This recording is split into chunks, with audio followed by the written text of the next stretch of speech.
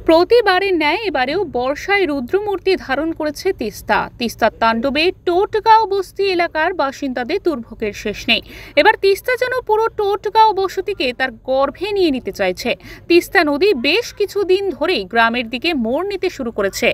এ কারণেই তিস্তা নদীতে ভেসে গেছে অনেকগুলি বাড়ি ও অঙ্গনবাড়ি কেন্দ্র, যার ফলে ক্ষতিগ্রস্ত পরিবারগুলো তাদের ঘরবাড়ি ছেড়ে নিরাপদ স্থানে সরে যেতে বাধ্য হচ্ছে। তলিয়ে গেছে ঘরবাড়ি সহ কৃষি জমি।